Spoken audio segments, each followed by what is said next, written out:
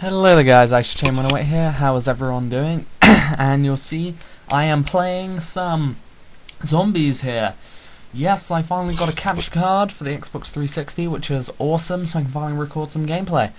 You will have already noticed there isn't sound. That is because basically this is basically going to be a background for what I'd like to explain about my channel. First ever gameplay I ever recorded, so the quality may not be that good because I haven't sorted out the settings yet, but I thought it was right for my first gameplay I recorded. I have uploaded it.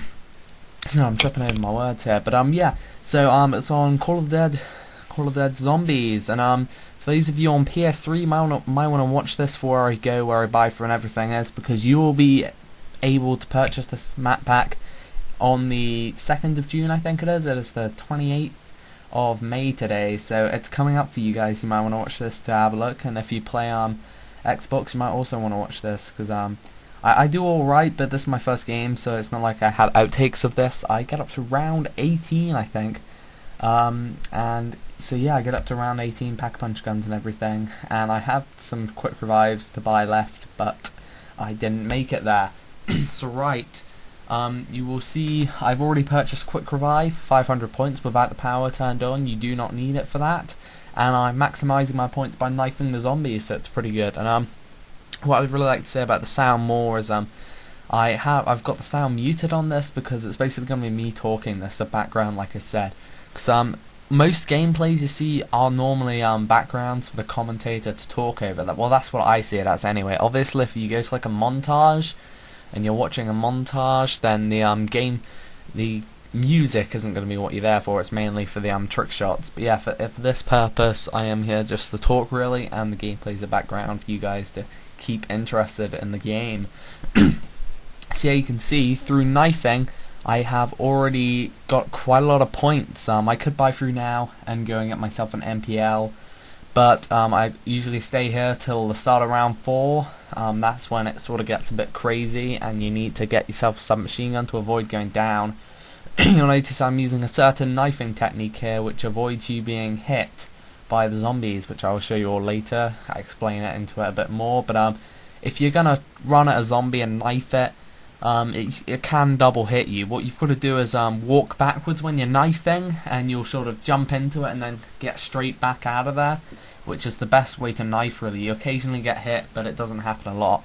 So yeah, the fog's just cleared, which the fog comes and goes in this map. It's kind of annoying sometimes, but yeah, you'll also notice this guy called George, which is following me. I think it's like George Romero or something like that. But yeah, he follows you for the entire game. You can kill him, but you can't kill him with like instant kill, or I don't even know how he survived that. You can't kill him with instant kill or a nuke or anything, because otherwise that would suck. Death Machine does damage to him, but it won't kill him fast. But yeah, on solo it's obviously easier to kill him, and you get an achievement for doing it called like Cut the Lights on the Director, which is killing him. And for killing him, you do get you get a random perk like you did in Monkeys, and you get a Death Machine. So yeah, it's basically you want to do this to get him out of the way if you want to do something, or just for the achievement. Sometimes I don't bother, even if I've got the ray gun, which is easy to kill him on solo. I remember that the first weapon I ever used to kill him was the ray gun. It's 2 whole lots of max ammo, so you fire all your ammo into him once you've got yourself a crawler, and you do it while he's in the water so he doesn't get pissed off. Because if you shoot him, he gets really angry and runs after you. But yeah, I fired all my ray gun into him, then I got myself a max ammo next round, fired all the ray gun into him again, and he died. And I got a random perk and a Death Machine. It was so much better if you dropped max ammo, but that's just what he does. The ANZ I've just bought through here. I buy through this way, get the MPL, hang out here until I buy through up to the power, because Juggernaut is definitely a priority in the zombies. You cannot go without it. You can't risk that double hit because it happens a lot, and you don't want to waste one of your quick revives on something stupid, which I think it does end up happening to me. I spend one of my quick revives because I get a stupid double hit without Juggernaut. But yeah, I've just got the Death Machine here, which on round 4 that's pretty good, which just nails everything. I think I do try and use it on George just to demonstrate how it doesn't do a lot of damage to him, but it does more than your normal gun, I think.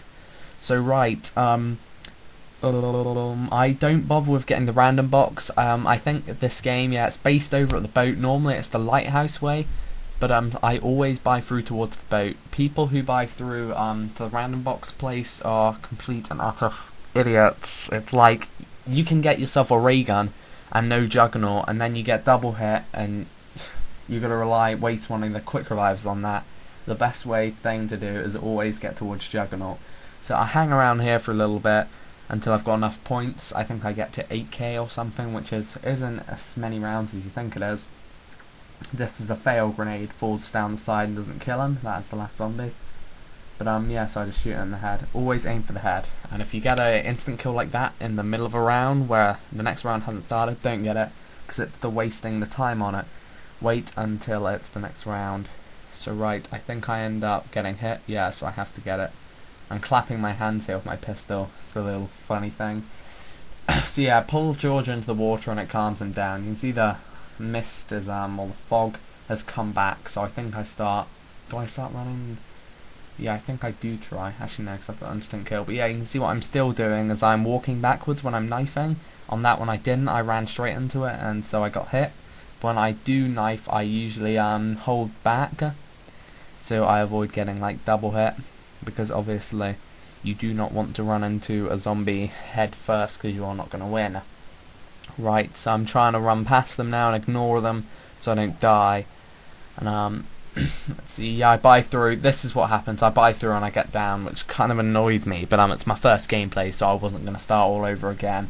I just thought it felt right that I should upload what happens. But yeah, I'm about how I am at zombies. I'm reasonable player at zombies. Just get the M16 that I play at the most. You can see the random box. I ignore it because Juggernaut is my priority.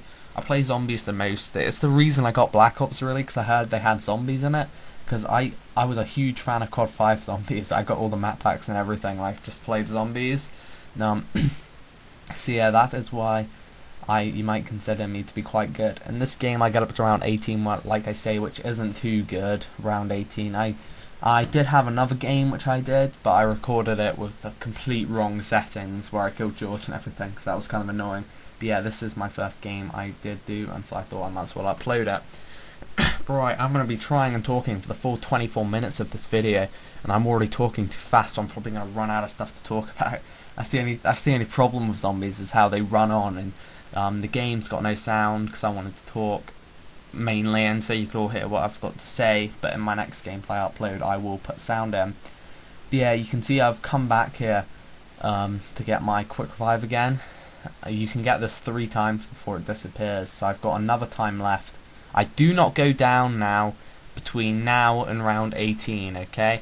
That is what usually happens. I will hardly ever go down in multiplayer and stuff because I play so much solo. If you want to get better at zombies, solo's definitely the way forward. You can see you save your nukes because you get 400 points, but you can kill so many more zombies. I think I end up getting the double points first here, yeah. So I get the 800 points then, and I grab it before the zombies mob over it, and before I freeze. But yeah, jumping in the water also, jumping in the water stops you from freezing as fast. It's harder to aim, but it really does help you not freeze to death as if you're just standing there. It's like keeping your blood circulating. I think they put it in there for that. But yeah, you can see that was quite a nice knife there, and I'm trying to get the most of double points by aiming for the head, as I usually do. Always aim for the head. Get a nice gun with a nice iron sight or a red dot sight like the AK Pack-a-Punched. But yeah, what I usually do is I don't go to the random box till about round 25. I never got to that stage on this gameplay, so I stuck with the AK and the M16 Pack-a-Punched, which I got quite lucky since the thing appeared right in front of me. Well, right near me, so I thought I might as well Pack-a-Punch. So yeah, you can see I need 10 more points, which is 1 barrier rebuild, which I get here. 8,000 points, and then I think I buy through or start camping at the top bit. See, I ignore the random box again because you don't really, you want to save your points so you can guarantee your Juggernaut. Now I've run out of ammo pretty much, so I buy through and get myself on the zip wire. So that's the power turned on, and now I am simply gonna hold out here, which these zombies are coming, so I jump down the zip line. There are various zip lines around. I hit in the back, so I go straight away. These are positioned, I think there's like 3 or 2, something like that. One goes from the lighthouse to the boat, and one goes from the boat to the ground here. And I think there might be one more, I can't remember. But they're very useful for getting away from zombies fast. You obviously don't want to get trapped, which is what happens to me here. I do not go down, I get out of it. You can see how many zombies are coming towards me, so I have to run over here. And I do get a max ammo. I hear it go ching over there, and I'm like, ooh, max ammo, so I have to risk myself for it there. I go around these guys and go for the max ammo, because max ammo is your life, basically. In a situation like this, you have to get your max ammo in order to survive. Unless I could have bought like an Olympia shotgun or something. But all those zombies just... I remember being quite surprised then how they all exploded suddenly, because what... Zombies react like you do in the ice, but worse. They will freeze and die. Every time you kill one, it freezes like that, and when you freezes into an ice, and when you shoot it again or knife it, it unfreezes. So it does extra damage to the zombies if you want to kill stuff in the water, and it cools George down. So if you just keep shooting George, which is how I kill him, I go by the slidey little slide to kill George, and I get him down there and I shoot him in the water, and I keep doing it until he dies. It's really useful because you don't want to have him running after you while you're trying to shoot him. Now, I always buy through here and get the MP40 because it's an awesome headshot weapon. I've got my 8k, remember, which I've started spending. I can go straight through this door here to get Juggernaut, which is the priority. It's always my priority. You play a lot of solo, you do not rely on other people. 'Cause people who play zombies multiplayer, solo players are a lot better than those people who play zombies on multiplayer. Because I used to be a normal zombies player. I didn't do too well, I didn't do too bad. I just joined a multiplayer game with a bunch of noobs. Well, I think they're all noobs now. And then play. But now I play a hell of a lot more solo, which makes me better at multiplayer when I go on with friends and stuff. Because you're relying on yourself. You're not going to go down as much because you know there's no one there to revive you except your quick revives, which you don't want to have to use because you want to save them for higher rounds in case you muck up. Yeah, getting to the high rounds is usually the problem. You may think that once you're in the high rounds it's hard, but believe me, once you get to the high rounds, you just do this one route, one or two routes I like to use on this map. There are always routes on each map. On Kino you run around. On 5, actually that's not true, on 5 there is no route for me. I have never managed to find a route on 5, so I think the highest round I ever got to was like 22 on 5. But on things like Kino I've been to around 40 and then turned my Xbox off because I was getting quite tired. Because zombies is a very long continuous thing. But yeah, I'm halfway through the commentary now. This is part 1, and I think I was I don't know what I was doing then, just standing still. Oh yeah, I was looking at the yellow light, and I go down and pack punch my MP40 after getting a nuke which drops. You can see that I am now trying to get to that nuke so I can pack punch. I try and jump over that zombie, run into it, and now pack punch the MP40. I usually amass a total points of about 10k before I pack a punch. Before I pack a punch like the AK, which is the gun I use in a certain spot. You don't want to have... Oh, I almost froze then. You don't want to have 2 pack punch weapons unless you're sure you can pay the debt of like using up all the ammo. Because pack punched ammo costs 4,500. So if I want to get more ammo on this, I either wait for a max ammo, which is pure chance, which I don't like to rely on chance in zombies, or I buy it off the wall for 4,000, which is the same for every gun, which what I end up doing eventually at higher rounds. But yeah, you want to wait till you're about round 15 before you pack a punch your gun, really. I did it on this because I have another weapon, but you should only ever have one pack a punch gun until you're round 15, and always have a gun off the wall which you can buy ammo with, because if you've got yourself a ray gun, pack a punched, and a like, let's say that explosive sniper thing, a scavenger or whatever it is, pack a punch, then you if you run out of ammo, you don't want to have to switch it. You always end up running out of ammo, so you have to. So I buy through to here, which is where I hang around till I buy through to the little slidey bit. Hang around here until I get pressured by zombies. And there's an AK on the wall through there, which is what I usually go and get, because I swap it for my M16, of course. But yeah, I always get the AK there, and I can just continuously route round and buy ammo if I need, instead of having to like wait for a max ammo. Always have a gun near you, like on the map Ascension it was. I think I've ended up buying through now, yeah. I go for the AK after my M16 runs out. On the map Ascension, there was this route I like to do around one of the landers, which was near the MP5K, so that's the gun I used. Now you see I'm trying to get like a rape train, as Syndicate Project would say here, going. it's like a group of zombies when they're all in a line, and so because I always used to do this before he was around, because it makes your points and kills them faster a hell of a lot more. Because if they're in a line, you fire one shot, you're going to get more points than you do if there's a single zombie, because the bullet goes through more of the zombies, and therefore it kills them faster and you get more points.